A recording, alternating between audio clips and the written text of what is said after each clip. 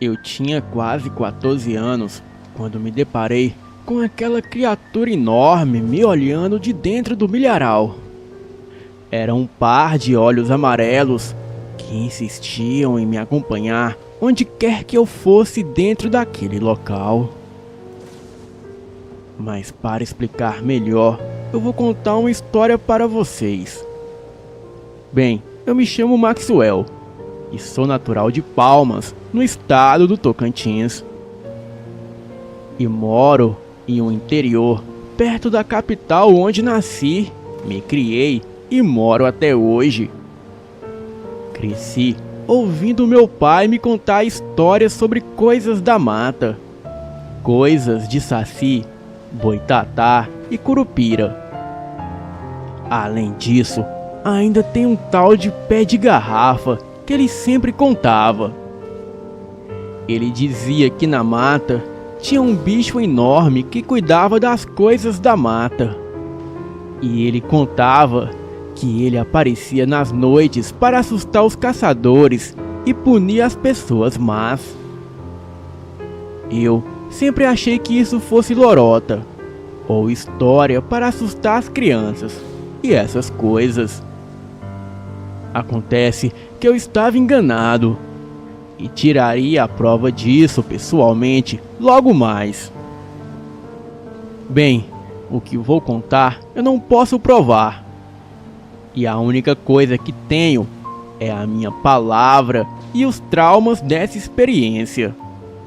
E fica para cada um acreditar no que estou contando ou não. Bem, e só eu sei o que passei, e sei que é real. Então segue o relato. Eu tinha 14 anos quando avistei aquilo pela primeira vez. Os meus olhos não poderiam acreditar naquilo que eu estava vendo. Tudo aquilo foi tão absurdo que nem contar direito eu consegui rir por muitos anos. Bem, me lembro que era dia 10 de outubro de 1980. E naquele dia eu discuti muito com os meus pais, pois naquela noite haveria as festividades de um vilarejo ali perto. Mas os meus pais insistiam que eu não deveria ir, pois eu era muito novo e não poderia ficar na festa, pois a mesma terminaria muito tarde. Eles brigavam de um lado e eu retrucava do outro, e assim foi todo dia até o cair da noite. E por volta de 6 da noite, os meus pais começaram a se arrumar para ir à festividade a qual eu não poderia ir. Enquanto eles se arrumavam, eu esquematizava a minha fuga escondido para ir à mesma festa. Mas para dar certo, eu precisava que eles saíssem cedo, para eu ter tempo de organizar tudo. Eu esperei que eles saíssem de casa para poder organizar o meu esquema. Fiquei quieto, olhando eles se arrumarem, até que o meu pai veio até mim e disse: "Olha, nós vamos sair, e você fica em casa, cuide das coisas e não me desobedeça. Pois se você se comportar, eu deixo você ir para o riacho amanhã." Eu apenas acenei com a cabeça e entrei para o meu quarto. Fingi estar chateado para que os meus pais não desconfiassem de nada. E quase 10 minutos depois dos meus pais saírem, eu comecei a me arrumar. E para não dar de encontro com os meus pais, eu decidi que iria por dentro do mato mesmo. E para não aparecer lá todo machucado ou sujo, eu levaria também uma mochila com as minhas roupas, para poder me trocar perto da festa. Coloquei tudo na mochila, me vesti com os gibãos de couro e entrei mata dentro em direção ao povoado.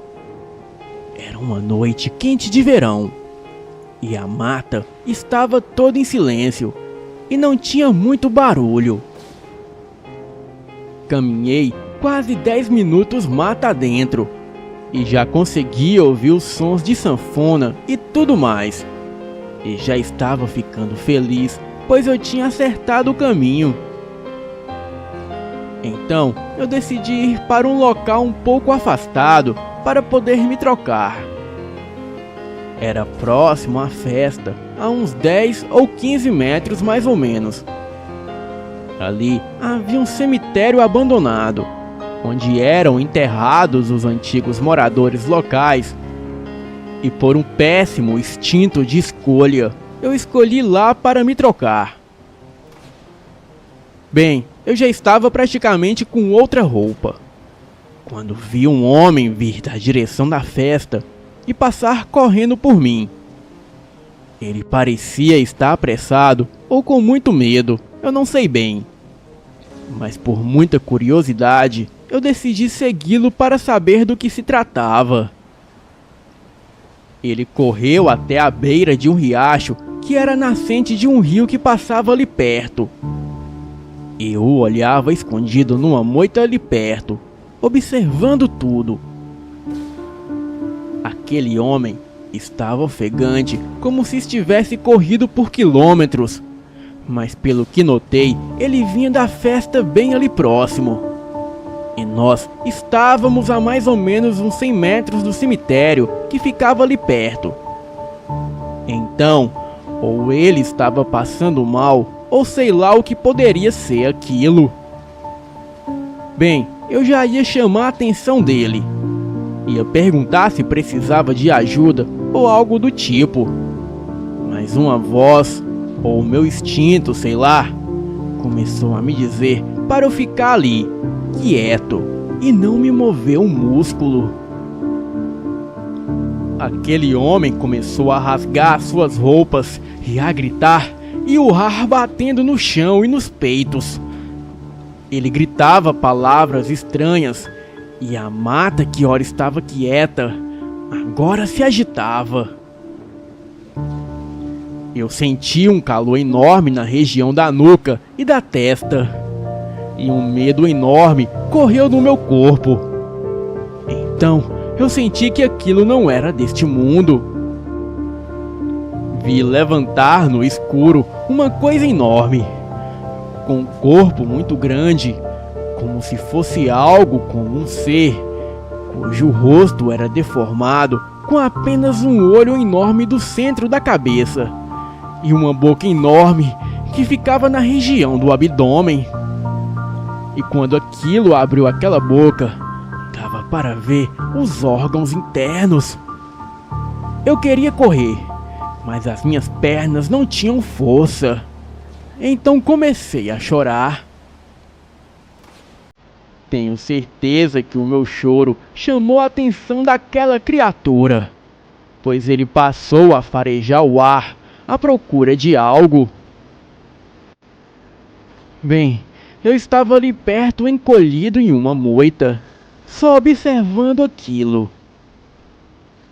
E era uma questão de tempo até aquela criatura me achar. E com certeza ele iria me devorar. Então, na loucura, eu apanhei uma pedra que tinha ali próximo e taquei na cabeça do bicho. Aquela coisa deu um grito de dor. Então me levantei e comecei a correr em direção à festa, onde tinha o máximo de pessoas possível. Não parei para olhar para trás e nem nada. Apenas corri, enquanto ouvi aquilo correr atrás de mim, urrando e berrando como uma espécie de cabrito ou porco. Não sei bem como explicar. Eu já sentia o bafo quente daquele troço quase me acompanhando. Bem, estava aos prantos. E ainda senti quando aquela coisa me deu um soco. Acho que tentou me alcançar com as mãos e acabou me derrubando ali já bem próximo da festa. Aquela criatura me agarrou e já estava me levando para aquela boca enorme que ficava em sua barriga. E foi quando eu gritei por ajuda. E como um milagre, um dos capatazes de uma fazenda que fazia xixi ali perto acabou me ouvindo e veio em meu socorro. O capataz era um bom rapaz que cuidava da segurança dos animais do maior fazendeiro da região. E justo naquela noite, ele estava de folga e decidiu ir para a festa. Só ouvi o som de disparos e as pessoas correndo. Aquela coisa me largou no chão e saiu correndo de volta para a mata. Bem, era uma correria só.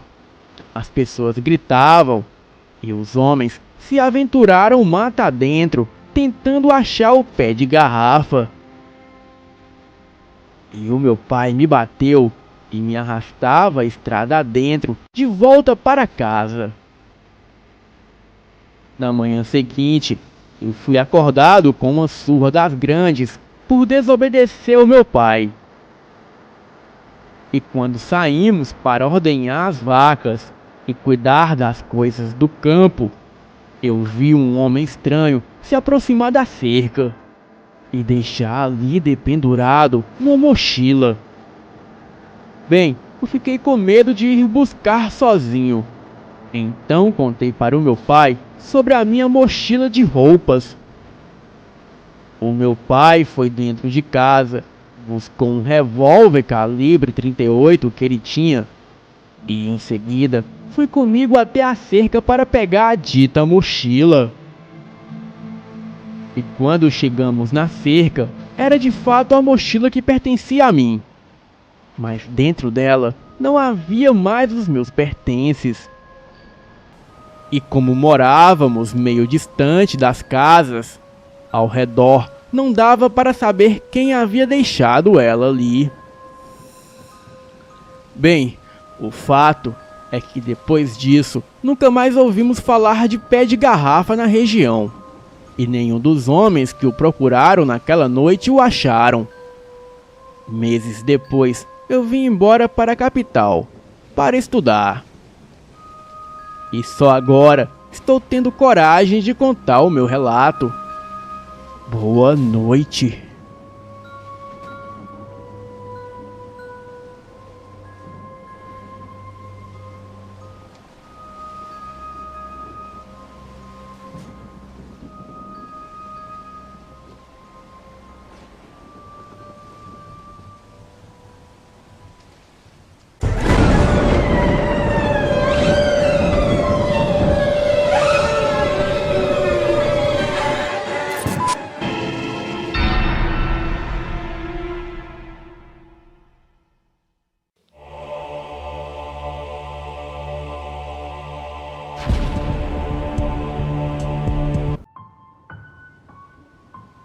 O meu nome é Alice, tenho 22 anos e sou a mesma do relato.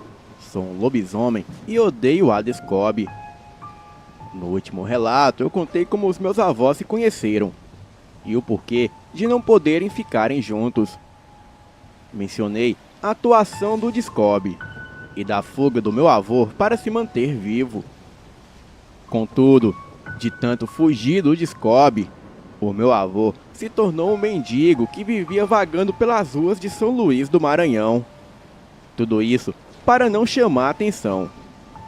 E por algum tempo, a estratégia deu certo. E ele realmente conseguiu ficar imperceptível ao Descobre.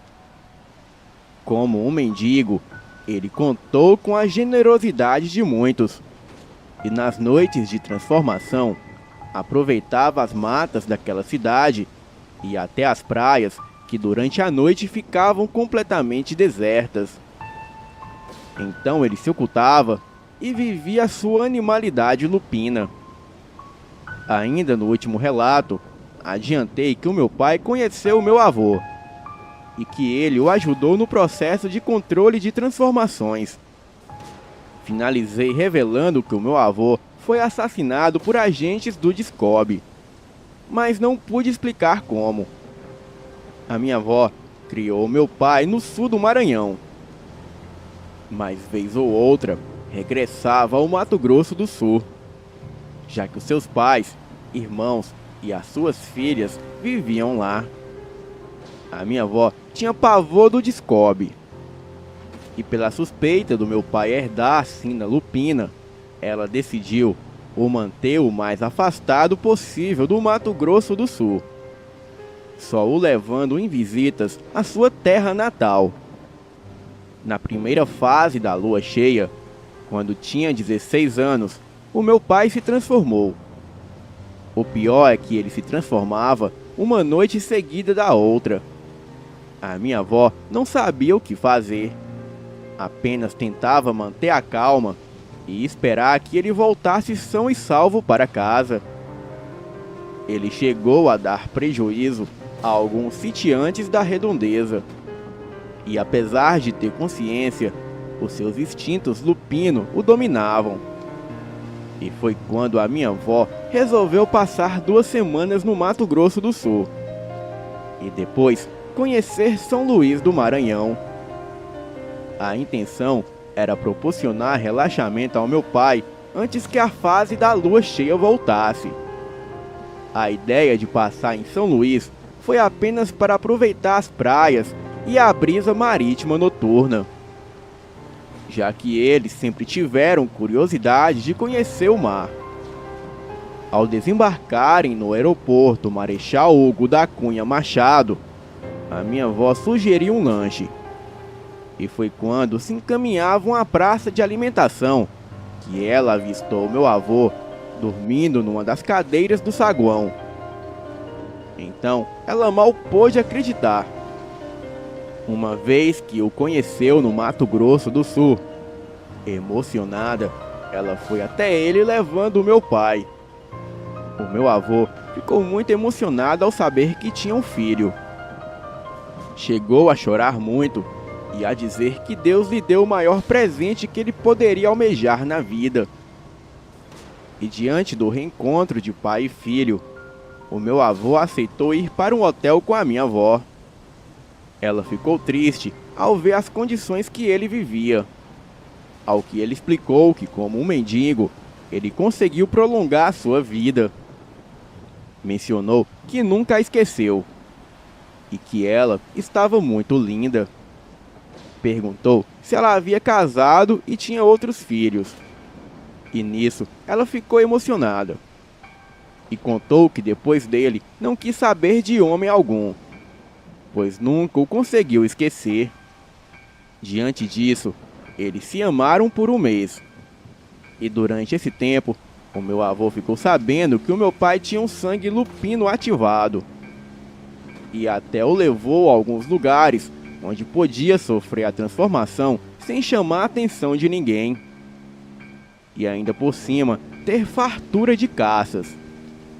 Sorrindo, o meu avô até comentou que se alimentava muito melhor como lobisomem do que como mendigo. Ele ensinou meu pai a refrear os seus instintos de soltar uivos, bem como também resistir à fome desenfreada da transformação para avaliar os riscos da caçada. Mas o mais importante foi conter a transformação. Daí, o meu pai só conseguia se transformar na última noite de lua. Aquilo foi algo realmente importante. Mas como meu avô explicou, conter 1 ou 2 fases era possível. Mas a terceira fase ficaria muito mais difícil. Porém, assim que o corpo se acostumasse, o meu pai poderia até obter transformações voluntárias, mesmo que não fosse lua cheia. Fascinado, o meu avô notava o quanto meu pai era disciplinado e a facilidade de obter a confiança dele. Muito emocionado, ele abraçava o filho e não parava de admirá-lo. Dizia que não esperava outra felicidade na vida e que se morresse estaria realizado, pois soube da existência do seu único filho. Ele contou que foi pai de uma garota chamada Clara. Mas isso foi antes de conhecer a minha avó. E o Descobre lhe havia tirado a alegria de ser chamado de pai. e poder amar um ser originado dele. Contudo, Deus e a minha avó lhe devolveu essa felicidade, mesmo quando ele não tinha mais esperança de nada. Confessou que tinha muito a agradecer, pois mesmo sem ele merecer ou ter feito algo pelo meu pai, pôde conhecê-lo e contar com seu respeito e carinho de filho, mesmo ele não passando de um mendigo sem importância alguma. O meu pai alegou que para ele, o meu avô era muito importante. Lembrou que sabia do motivo dele não ter podido conviver ao seu lado, e que apesar de tudo, o meu avô apareceu no momento em que ele mais precisava, sem mencionar que sempre teve curiosidade de conhecê-lo e saber como ele era. Além de muito parecidos fisicamente, os dois eram muito emotivos e tinham muita afinidade. Tanto que em apenas um mês puderam viver tudo que o Descobre não permitiu. O meu pai pôde matar toda a carência que sentia de um pai. E ouviu a frase que sempre desejou ouvir dele: "Eu te amo. Você é a coisa mais importante da minha vida." O meu pai sempre se emociona ao recordar do quanto meu avô foi amoroso com ele. No entanto, no penúltimo dia de viagem, o meu avô marcou um encontro com a minha avó, no centro histórico. Ele sempre estava vigilante e pressentia o perigo. Daí, combinou de não ficar muito tempo próximo da minha avó, ou do meu pai. E ficava se encontrando com eles sempre que saíam do hotelzinho que estavam hospedados. Algo que sinto que preciso esclarecer é que, apesar de ser um mendigo, o meu avô era muito limpinho. Tomava banho 3 vezes ao dia. Escovava os dentes sempre ao acordar. E após cada refeição e antes de dormir. Ele conseguia dinheiro oferecendo trabalhos como ajudante de pedreiro. E até vendia quadros que ele mesmo criava. Além de contar com a generosidade de uma senhora bem idosa, que permitia que ele lavasse as suas roupas e deixasse secando no quintal de sua casa. E às vezes, ele até a ajudava com dinheiro, pois ela gastava quase toda a sua aposentadoria com remédios. E até nas quintas-feiras, quando o pessoal da Igreja Católica distribuía sopa para os desválidos, o meu avô a levava para receber com ele. No começo, ela tinha até preconceito, mas depois já dizia que a sopa era muito boa. E para alguns, eles eram mãe e filho. Bem, voltando aos fatos, a minha avó compareceu ao último encontro entre ela e o meu avô. Porém, antes que ela se aproximasse dele, um carro preto se aproximou dele. E daquele carro saiu um agente do Descobre, que atirou várias vezes no meu avô. Voltando a entrar no carro, que saiu como se nada tivesse acontecido. O meu avô estava sentado num banco de cimento e olhava para minha avó quando foi covardemente assassinado. A minha avó levou as mãos à boca e começou a chorar. E ela só não foi eliminada porque estava ainda muito longe e não foi vista pelos agentes. E numa velocidade surpreendente, outro veículo, na verdade uma suposta ambulância, surgiu e recolheu o corpo do meu avô. Sem dúvidas, o Descobre deu o fim que queria aos restos mortais dele.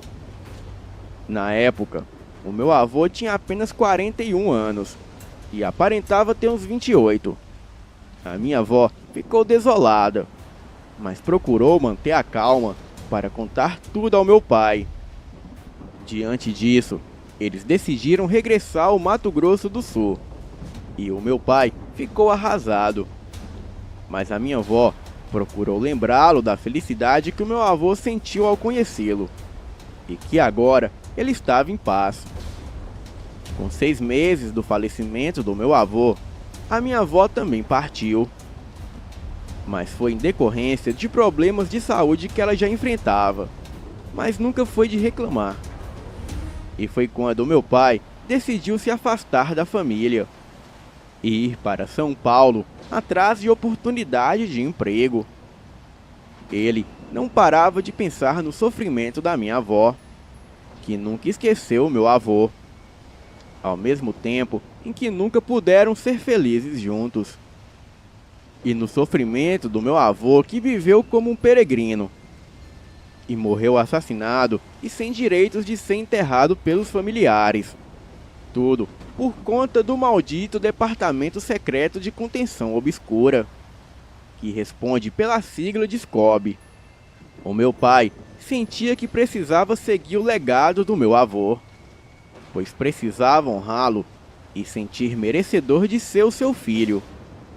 E por isso, com 17 anos, se juntou a um grupo que iria para São Paulo em busca de emprego. E simplesmente se foi. As suas irmãs sempre sentiram muito ciúme dele, e o julgava o queridinho da minha avó. Tanto que ela viveu para ser mais mãe dele do que delas. E por isso, nem fizeram questão de impedi-lo. Por outro lado, o meu pai reconhecia que a minha avó foi realmente mais generosa com ele, mas que era hora dele se virar sozinho e se jogar na vida.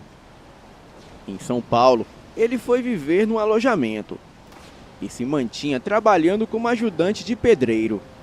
Isso no começo, mas por conta das transformações essenciais, ele percebeu que deveria ficar sozinho. Daí, alugou um barraco. E como ele demonstrava não ter nada, ninguém mexia com ele. E chegou a trabalhar de faz tudo. E até se arriscou como garoto de programa em esquinas.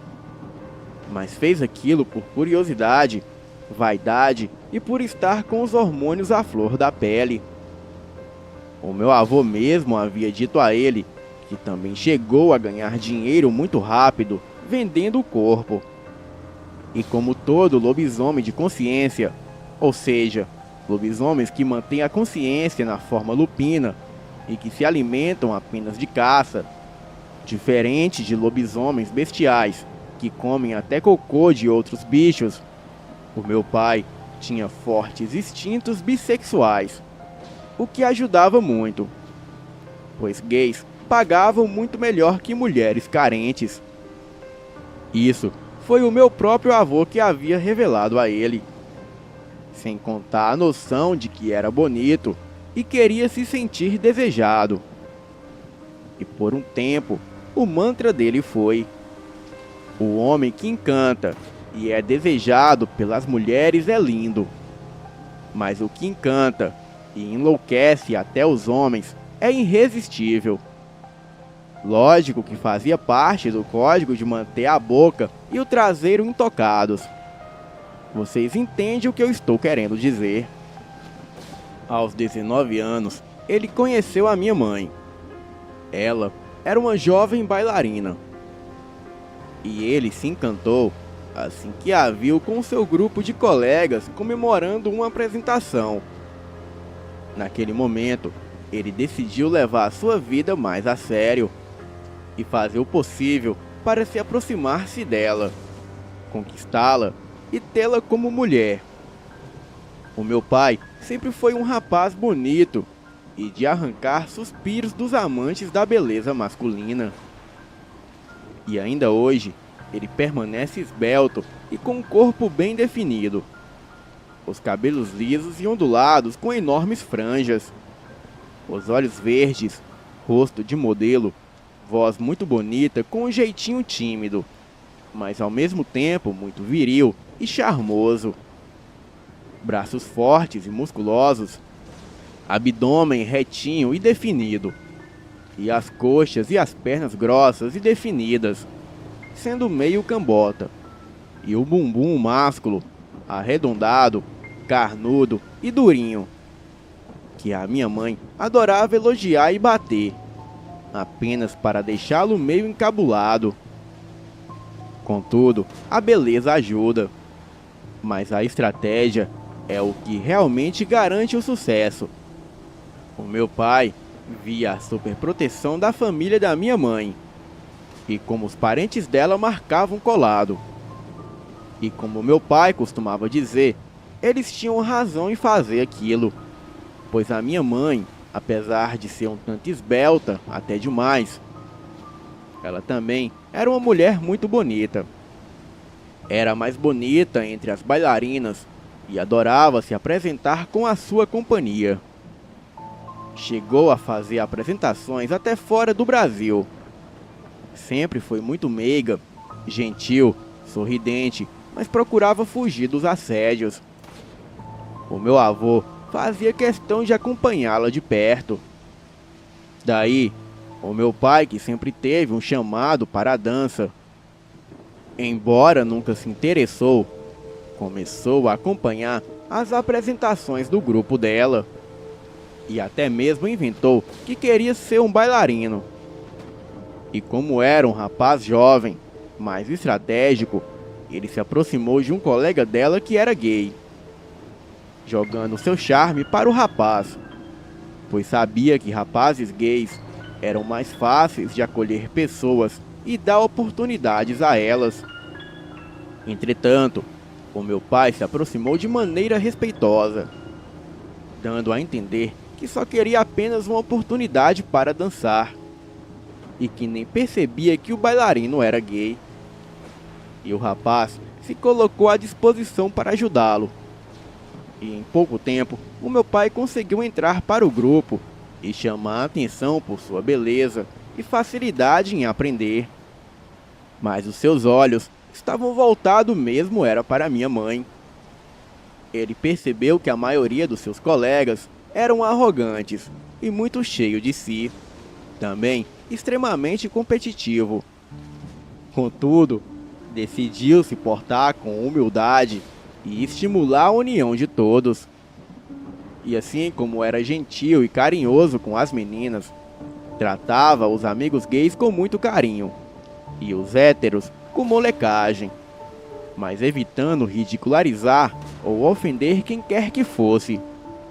Mas todos perceberam que ele estava de olho na minha mãe. E apesar dele não esconder que financeiramente era o mais pobre, a minha mãe não resistiu às investidas dele e ambos acabaram namorando. O meu avô materno tinha um sonho de ter uma bela propriedade no campo, para passar alguns finais de semana, e até mesmo receber os amigos. E com o tempo, o meu pai revelou que a sua origem era interiorana, e que também conhecia muito a vida no campo. O meu pai passou 3 anos na companhia de dança, e só a abandonou porque conseguiu se casar com a minha mãe, e decidiu viver no campo. Os meus avós maternos até comentavam que não sabia qual era a mágica que o meu pai tinha, pois ele conquistava e cativava a todos à sua volta. O maior desafio do meu pai foi revelar à minha mãe que era um lobisomem, se bem que ele sempre chamou a atenção de todos por sumir do nada e só aparecer dias depois. Ele inventava desculpas, mas na verdade precisava ceder às transformações. E foi quando o meu pai chamou a minha mãe para uma conversa e avisou que a amava muito. E por isso, só se casaria com ela depois de revelar o segredo mais difícil de sua vida. Lógico que ela não acreditou que ele fosse realmente um lobisomem, mas ao vê-lo se transformando, ela quase teve um ataque do coração. Mas ainda assim, depois de 2 dias fugindo dele, ela confessou amá-lo muito para romper o que tinham. Contudo, só queria que ele não a comesse. Porém, apressou-se em explicar que não queria ser comida no sentido de servir de alimento, e não no sentido de ser satisfeita sexualmente. O meu pai começou a sorrir e disse que até respirou aliviado com a explicação dela, pois ele era muito viciado em comê-la. e não sabia o que fazer se ela parasse de ceder a ele. Depois pediu para ela não se preocupar, pois ele só a comeria no sentido sexual mesmo. A minha mãe é 2 anos mais velha que ele, e aos 25 anos lhe deu o primeiro filho. E como meu pai conhecia significados de nomes lupinos, decidiu chamar o seu primogênito de Muriel, que significa o anjo das muralhas ou aquele que me protege. O Muriel nasceu no hospital, e para garantir que tudo transcorresse bem, a minha mãe se mudou no último mês da gestação para a casa dos seus pais, na cidade. O meu pai preferiu ficar cuidando do sítio e motivando seus trabalhadores a dedicarem-se aos afazeres. Por outro lado, ele precisava fechar acordo para escoamento de queijo e outros produtos que produzia. Sem mencionar, devolver aos meus avós tudo o que investiram na compra e reforma da propriedade. E com o mês do nascimento do Muriel, o meu pai conheceu uma cigana de idade avançada, chamada Filomena. Ela tinha conhecimento de magia lupina, e enquanto ele negociava uma cria de porcos com ela, ela percebeu pelas sutis características e gestos que ele era um lobisomem. Então o chamou para conversar, e o confrontando, alegou que sabia que ele era um lobisomem, mas que só estava dizendo aquilo para ajudá-lo no que ele precisasse, pois ela percebeu que ele não tinha muita experiência em disfarçar algumas reações. E assim que soube que ele tinha um filho com a minha mãe, ela explicou dos perigos de um lupino engravidar uma simples humana. E foi quando ele soube do risco de transformação da mulher em uma lupina louca. Entretanto, a dona Filomena o acalmou e explicou que do Muriel a minha mãe estava fora de perigo, pois o risco só ocorre em gestação múltipla, principalmente se um dos bebês ou todos os bebês forem meninos. E caso serem 2 meninas, é muito raro que aquilo aconteça. Revelou que a alta dose de testosterona lupina no sangue da mãe era o que ocasionava tal mutação. Contou que ela era uma parteira de mão cheia e já havia feito partos de crianças lupinas, bem como já havia feito acompanhamento com mães em risco de transformação em lupina louca. E com um jeito meio descontraído, comentou que o meu pai era um homem e tanto, fazendo referência à sua beleza e virilidade. Então, explicou que pela juventude dele e da minha mãe, o mais provável era que tivessem mais filhos. De fato, ela estava coberta de razão. E depois do Muriel, de 2 em 2 anos, a minha mãe dava à luz. Sendo que na última gestação, assim que a cigana viu a expressão pálida e a fraqueza que a minha mãe sentia, foi logo dizendo que era uma gestação gemelar e com o risco de transformação. Ela foi logo avisando o que precisaria ser feito. E além de alguns chás e uma dieta com proteína específica, a minha mãe passava por sessões de oração cigana. O parto foi feito em casa e surpreendentemente foi muito tranquilo. A velha cigana foi quem ajudou, e o Roniel nasceu 45 minutos antes que eu. E como tinha conhecimento do significado lupino dos nomes, o meu pai deu a todos os filhos um nome de forte significado. Fez isso para que sempre pudéssemos contar com a proteção divina dos anjos. Diante disso, farei uma ressalva para o significado dos nomes de todos os filhos dos meus pais. Não mencionarei o Muriel, porque já o fiz. E também os nomes serão colocados por ordem de nascimento. Sendo assim, estes foram os nomes dados: Taciel, que significa o anjo do triunfo, e aquele que brinda. Suziel, que significa o anjo das direções, aquele que orienta. Gatiel, que significa o anjo dos portões, e aquele que dá o escape. Jadiel, que significa o anjo das joias, e aquele que fascina e deixa marcas. Caliel, que significa o anjo da superação, e aquele que regressa para conquistar. Roniel, que significa o anjo dos perdidos, e aquele que concede os sonhos. E por último eu, Alice, que significa a mais que esperada, a dádiva que inspira diante do combate. E como já mencionado no relato passado, todos nós nascemos com a sina lupina ativada. E todos, a partir dos 14 anos, tivemos a nossa primeira transformação. O nosso pai sempre foi muito presente e nos ajudava, oferecendo animais para que comêssemos antes de sairmos para caçar.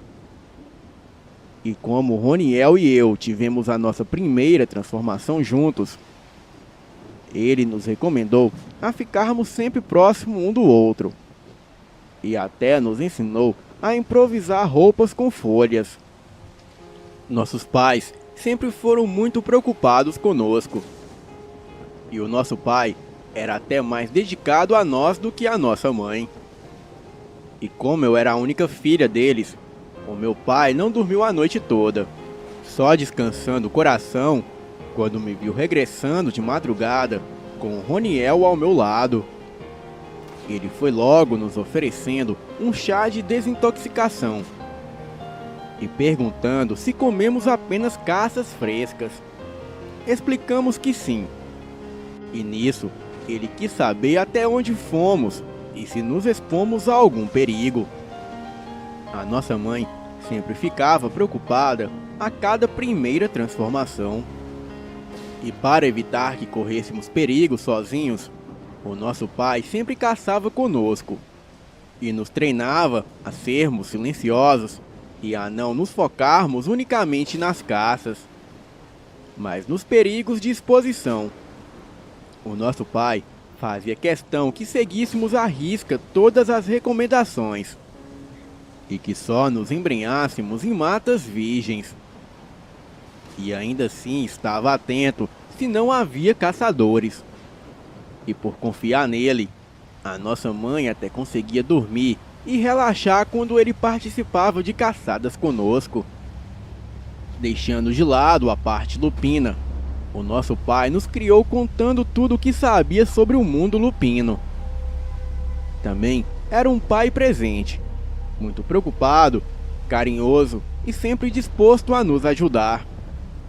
É o tipo de pai que morre por seus filhos. E apesar de ser preocupado, ele prioriza o respeito a cada um dos filhos. E desde quando Caliel era criança, que o meu pai sentiu que ele era o seu filho mais diferente. O meu irmão sempre foi muito reservado, o mais tímido dos 7 meninos, sem mencionar o jeitinho mais carinhoso e sensível. A nossa mãe ensinava balé na escola da vila, e o Caliel adorava dançar. E também sempre se mostrou mais sensível à crítica dos meninos. E com apenas 9 anos de idade, ele já reparava muito nos outros meninos. E também tinha um jeitinho meio afeminado. A minha mãe ficou desesperada. E conversando com meu pai, disse que não tinha estrutura para aquilo. Porém, o meu pai a repreendeu e disse que independente do que um filho fosse, o dever dos pais era respeitar e apoiar. Lembrou qual era o problema daquilo, e que se por um acaso ela não estava acostumada a ter amigos gays. E nisso, ela falou que amigos era uma coisa, mas um filho era diferente. E diante disso, Ele deu uma bronca nela e alegou que o dever dos pais era ser mais maduros que os filhos e não colocar preconceitos e desrespeitos acima do amor. Aos 13 anos, o Caliel chamou meu pai para uma conversa. E muito nervoso, ele contou que o meu pai já sabia. E chegou até a dizer que era indigno de ser o seu filho. E que sentia muito em causar tamanha vergonha a ele. Nisso, o meu pai o abraçou e contou que conhecia cada um dos seus filhos. E sempre soube o que o Caliel era. E depois comentou que ele era sim, digno de ser o seu filho, pois confiou nele ao expor algo tão íntimo. O meu pai revelou que, embora não fosse gay, ele também já teve experiências com homens, e que só parou com aquilo porque gostava muito mais de mulheres, e por ficar um pouco tímido consigo mesmo. Mas se todas as mulheres do mundo morressem, lógico que ele partiria para arrumar um homem, pois pior é ficar sozinho. Caliel até sorriu do que o meu pai falou. E quando os demais irmãos souberam, ninguém estranhou ou mesmo criticou. Apenas a nossa mãe alegou que ficaria sem jeito se os seus pais soubessem. Diante disso, o meu pai alegou que o pai do Caliel era ele, e que lógico que não sairia contando nada por respeito à decisão do Caliel, pois era ele que tinha o direito de se expor a quem bem entendesse. Contudo, o meu pai não aceitaria nenhuma falta de respeito a filho algum, e quem não gostasse ou respeitasse os seus filhos, ele não queria saber de amizade. E como nosso pai sempre nos ensinou a trabalhar com responsabilidade e dedicação, o nosso sítio sempre teve um alto padrão de higiene e qualidade. E com a compra de equipamentos e até a oportunidade do cliente conhecer o nosso sítio, ganhamos famas e fechamos bons contratos. Neste período, alguns dos nossos irmãos já tinham mulheres e até casa na nossa propriedade. Pois com o tempo, o meu pai começou a comprar terras de vizinhos e foi aumentando o nosso sítio até que o sítio chegou ao patamar de uma fazenda. E foi neste período que apareceu o tal do Adriano Gardênia. Ele dizia um homem de negócio e visão, e começou a oferecer dinheiro para comprar as terras das redondezas. E de acordo com alguns fazendeiros, ele alegava que ao invés de explorarem a terra como deveria, os fazendeiros da região ficavam plantando mato e criando bichos idiotas. Segundo ele, quem tinha juízo investiria em mineração. E quando soube dos planos dele, os fazendeiros se recusaram a vender as suas terras, pois sabiam que mineração acaba destruindo o solo, poluindo rios e tornando as terras impróprias. Adriano Gardênia andava com alguns guarda-costas, e não custou muito para conseguir a antipatia de todos, pois não passava de um abusado, e só queria se vestir bem, andar mostrando dinheiro e joias de ouro, e ficava tomando gosto com as mulheres. Um sitiante desesperado para morar com os parentes em outra cidade, vendeu a sua propriedade para ele. Mas Adriano Gardênia alegou que ali não tinha nada. E meses depois, ele decidiu morar no tal sítio com a mulher e seus 5 filhos.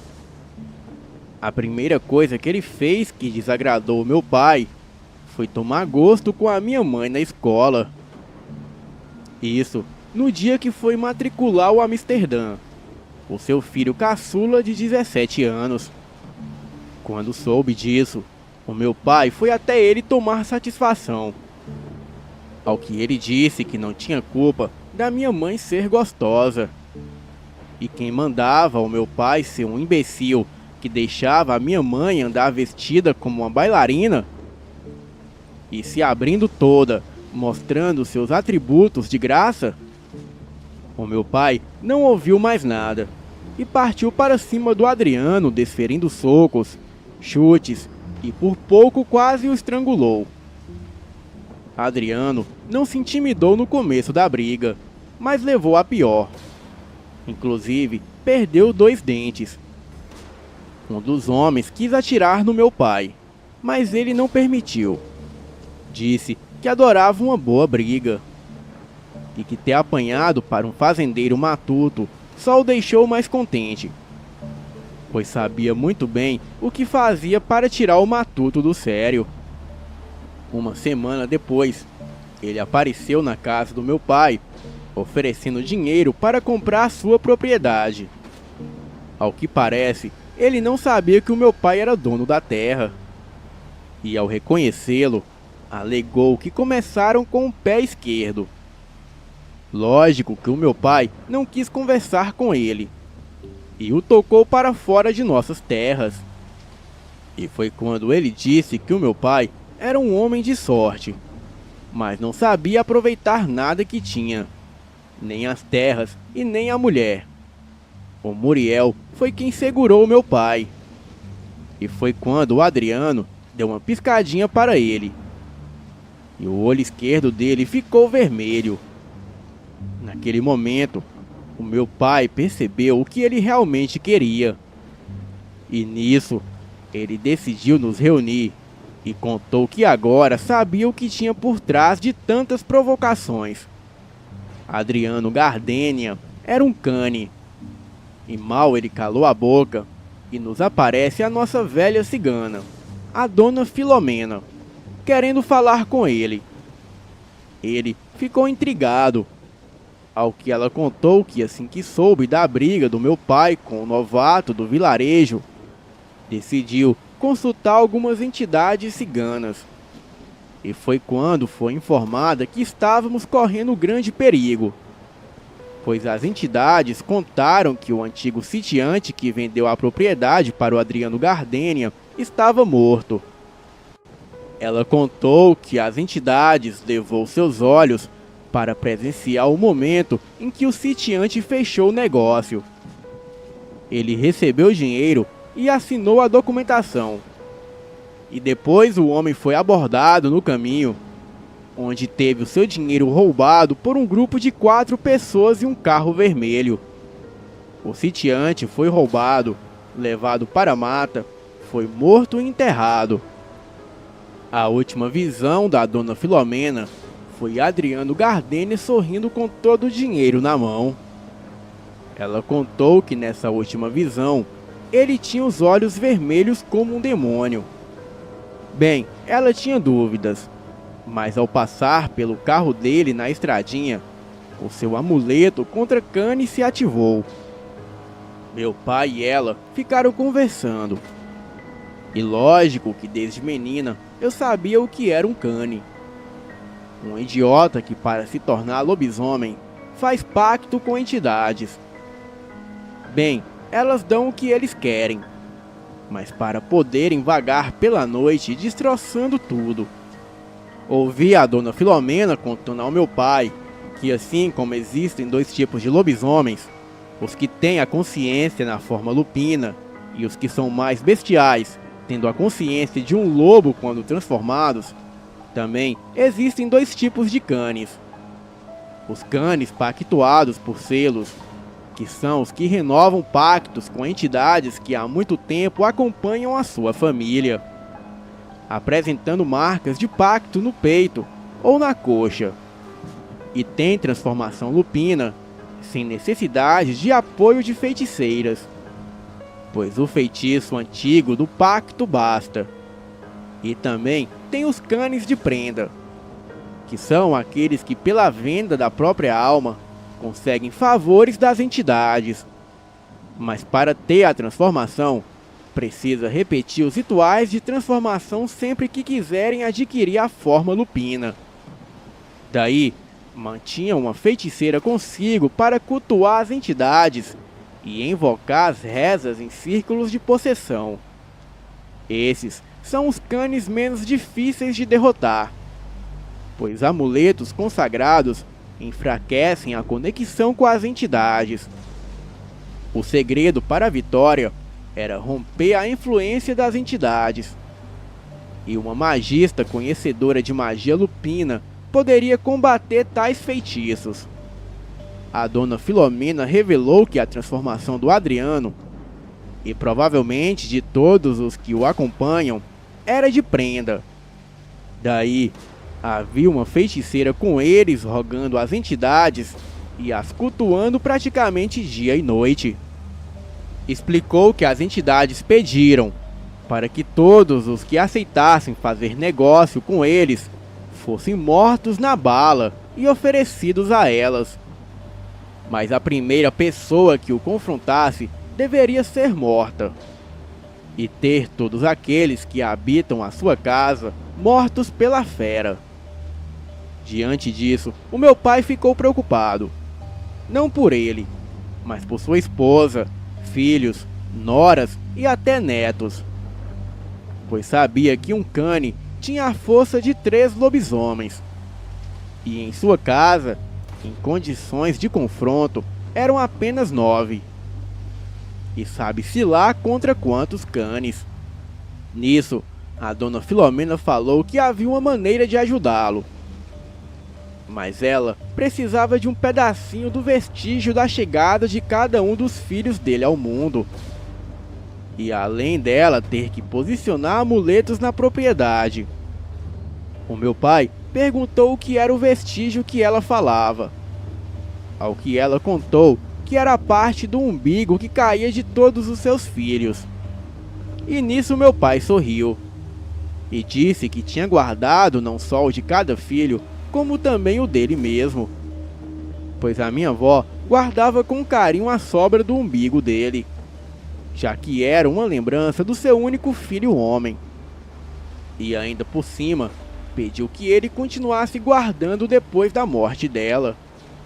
Impressionada, a dona Filomena comentou que era por isso que os filhos deveriam acatar os conselhos dos pais.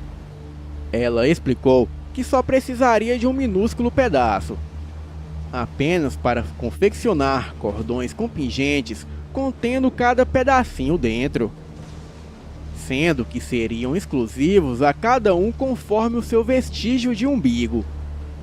E adiantou que com as orações ciganas se tornariam poderosos amuletos de proteção. E com isso, a luta seria mais equilibrada. E enquanto os meus pais estavam preocupados, os meus irmãos estavam muito empolgados. E de acordo com a dona Filomena, o ataque aconteceria na primeira noite de lua cheia, pois as entidades da casta lupina se tornavam mais poderosas naquelas circunstâncias. E mesmo todo o cane era precipitado no ataque. O meu pai passou a treinar todos os filhos, ensinando-os que não era bom subestimar um cane, pois ele sempre golpeava para matar, sem mencionar que eram furiosos. E até mesmo quando tinham alguma consciência humana, as tinham em flash.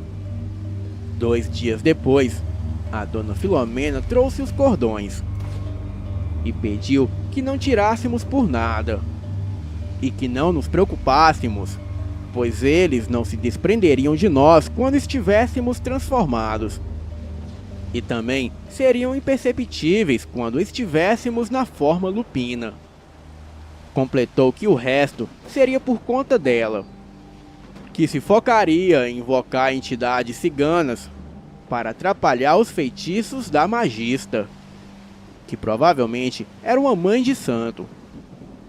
Bem, faltavam 7 dias para a lua cheia, quando meu pai saiu para comprar ração para os porcos. E com ele estava o Muriel, o Taciel, o Roniel e o Caliel.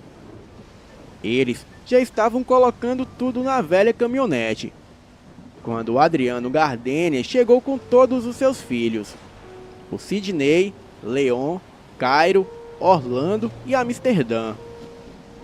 Todos muito bem vestidos para o padrão do lugar, exibindo joias de ouro e com uma expressão de deboche. E foi quando o Adriano voltou-se a nós e disse: "Aí, sério, passa lá em casa para pegar um pouco de sal." Ele comentou antes de começar a sorrir, sendo acompanhado pelos idiotas dos filhos dele. O meu pai comentou que se ele não se achava velho para ficar de deboches adolescentes. E nisso ele comentou que velho quem saberia era a minha mãe, quando ele desse o fim merecido ao meu pai e estivesse se divertindo com ela. Muriel segurou o braço do meu pai e fez sinal para ele não dar ouvidos à provocação. E nisso, para se exibir, o Leon voltou-se ao Caliel e perguntou qual era o problema dele.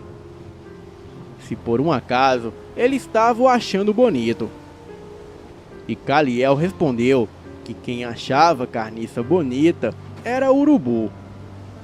E nisso o Roniel e o Taciel começaram a sorrir, mas fizeram mesmo aquilo por rirem de qualquer coisa. E diante disso, o Sidney comentou que era para eles sorrirem mesmo, e sorrirem bem, pois daqui a uns dias seria ele que estaria sorrindo na sepultura de toda a nossa família. Depois disso, eles se dirigiram à loja de artigos religiosos ao lado. Roniel e Muriel iam sentados na carroceria juntamente com as rações, enquanto Taciel e Caliel iam dentro da cabine com o nosso pai. E foi quando o nosso pai comentou que, pelo jeito, o Adriano iria arriscar a vida dos próprios filhos no ataque, pois todos estavam com cheiro de enxofre, o que deixa claro que estavam fazendo rituais de preparação para receberem as entidades. Nossa mãe estava muito preocupada, mas o nosso pai pediu para ela ter fé. E foi quando Caliel decidiu dar umas voltas de bicicleta e se deparou com Amsterdã. Ele pediu para falar com Caliel e disse que era melhor toda a nossa família ir embora e deixar a fazenda. Caliel lembrou que o pai dele era quem deveria ir embora, já que foi ele que apareceu faltando com respeito a mulheres alheias, se exibindo e caçando confusão. E foi quando ele disse que a minha família não conhecia o pai dele, e que ele já havia visto o pai fazendo muitas maldades, por puro prazer. Caliel perguntou se foi o pai dele que o mandou para ver se nos assustava. E nisso, o Amsterdã deu um beijo na boca do Caliel e falou que, se pudesse, impediria tudo aquilo. E depois disso, ele saiu correndo, deixando Caliel sem ação e muito sem jeito. Na primeira noite de lua cheia, o nosso pai repassou tudo o que combinou conosco. Duas das minhas cunhadas reuniram todos os nossos sobrinhos no porão e ficaram os distraindo enquanto isso. A dona Filomena, a nossa mãe e mais duas cunhadas ficaram no quarto preparando tudo para os rituais de apoio. E foi quando fomos para a porta de casa e arrancamos as nossas roupas. Em respeito a algumas meninas que acompanham o canal e são muito curiosas, sim, os meus irmãos são muito bonitos, esbeltos e um tanto musculosos. E todos têm os corpos definidos, abdômenes retinhos e cheios de gominhos de músculos. São bundundinhos, com coxas e pernas grossas, e são meios cambotas. E também são muito avantajados nas partes íntimas, assim como meu pai. E em pouco tempo começamos a sentir o nosso corpo esquentar. E foi então que iniciou o processo de transformação. Mal havíamos acabado de assumir a forma lupina, e o cheiro de carniça e sangue dos canes foram percebidos. O meu pai tomou a frente no contra-ataque, e fomos para o inevitável confronto. E para nossa surpresa, nos deparamos com 10 canes, sendo que só estávamos em 9. Aqueles seres sujos e nojentos pareceram mais furiosos, e ao nos ver, eles vieram babando, rosnando e tentando nos confundir com seus olhos vermelhos. No entanto, cinzas de altar cigano havia sido passado em nossas pálpebras. E também tínhamos os nossos cordões. Além disso, os amuletos e a oração cigana estavam em ação. O meu pai se jogou contra um dos canes, o acertando uma mordida no pescoço. E furioso, enterrou a garra no peito do bicho. O outro cane o atacava por trás dando patadas. E com as garras afiadas, arrancando pelos e sangue. No entanto, o meu pai só se voltou a ele quando arrancou o coração do primeiro cane, que soltou um grunhido e morreu. O meu pai estava bem ferido, mas lutava ferozmente contra o segundo cane. Muriel foi o único irmão que com um só ataque destroçou seu oponente. E então correu para auxiliar o nosso pai. E se não fossem os rituais, os amuletos e todas as proteções ciganas, estaríamos perdidos. Pois a força de um cane é o triplo da força de um lobisomem natural. Porém, as proteções e orações iam os enfraquecendo a cada momento que eles ficavam entre os amuletos. O cenário era terrível. Sangue, grunhidos, patadas, mordidas e vários odores espalhados. Os canes não se intimidavam, apesar de estarem levando a pior. E foi quando acertei uma bela mordida e saí rasgando o meu oponente. E logo percebi que ele estava se entregando. E aproveitei para finalizar. Com o tempo, restaram apenas 6 canes. E foi quando notamos que eles pareciam mais fortes. Foi quando vi que a maldita feiticeira havia rompido o quadrado, recolhendo um dos amuletos. Não tive dúvidas do que fazer, e parti com tudo para cima dela. Até mesmo porque o líder dos canes parecia prestes a matar o meu pai e o Muriel. Sem mencionar os meus outros irmãos, que estavam quase morrendo. A feiticeira sacou uma arma e atirou. O projétil passou raspando, mas o meu prazer foi destroçar aquela maldita. E devido a isso, os canes perderam todo o vigor e começaram a estremecer.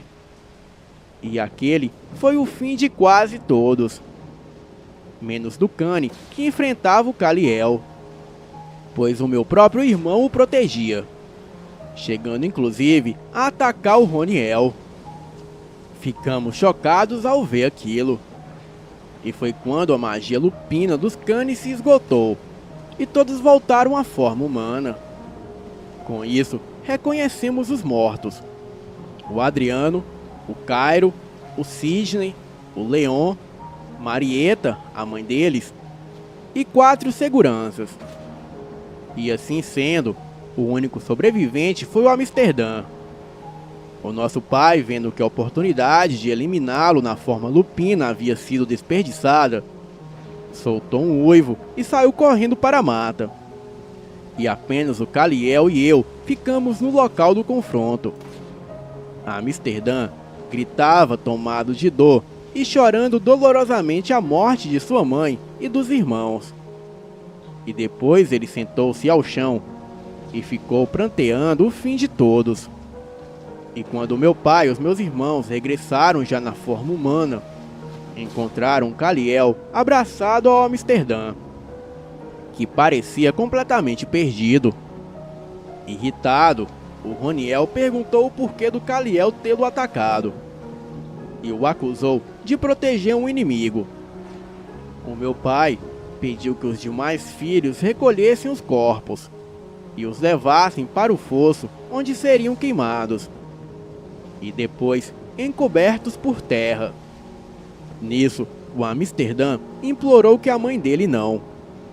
e aos prantos revelou que ela nem queria participar daquilo, e só aceitou porque teve medo de perder os filhos, e disse que preferia morrer com eles a perdê-los numa única noite.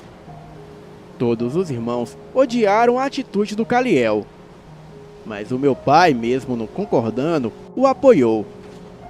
Amsterdã enterrou a sua mãe numa sepultura e reconheceu que, apesar de sua dor, agradecia a generosidade da nossa família, pois sabia que perdeu toda a sua família no momento em que todos se tornaram canes e saíram para dizimar todos nós.